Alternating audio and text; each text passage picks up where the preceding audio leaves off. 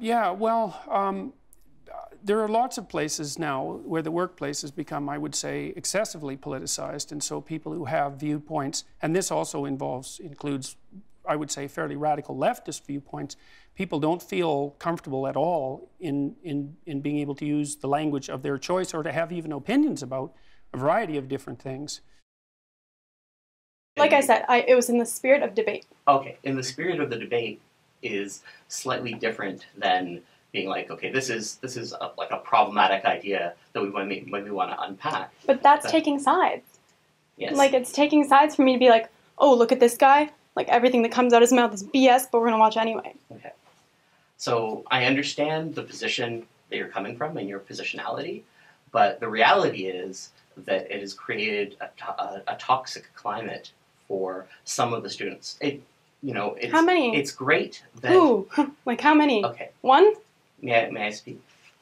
I have no concept of like how many people complained, like what their complaint was. You haven't showed me the complaint. Yes, I understand that this is upsetting, but there's also confidentiality matters. The number of people is confidential? Yes.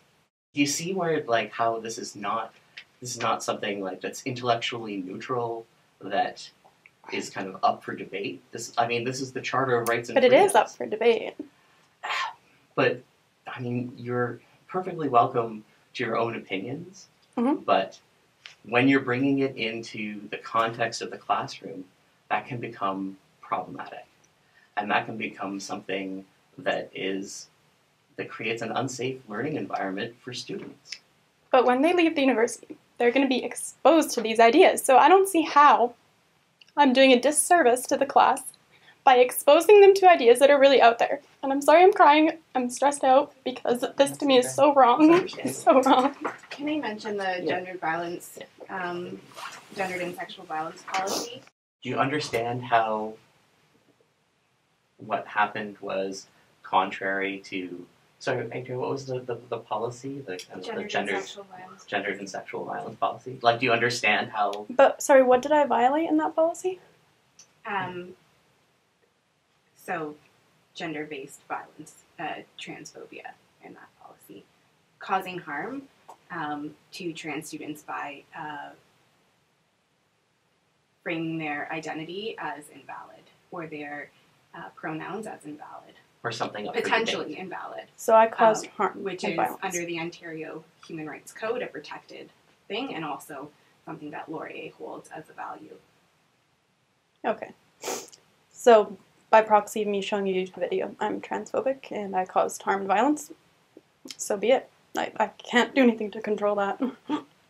Okay, so that's not something that you have an issue with? These are very young students, and something of that nature is not appropriate to that age of student, because they don't 18? have... 18? Yes. They're adults. Yes, but they're very young adults. They don't have the critical toolkit to be able to take it apart yet. This is one of the things that we're teaching them, and so this is why it becomes something that has to be done with a bit more care. In a university, all perspectives are valid. That's not necessarily true, Lindsay.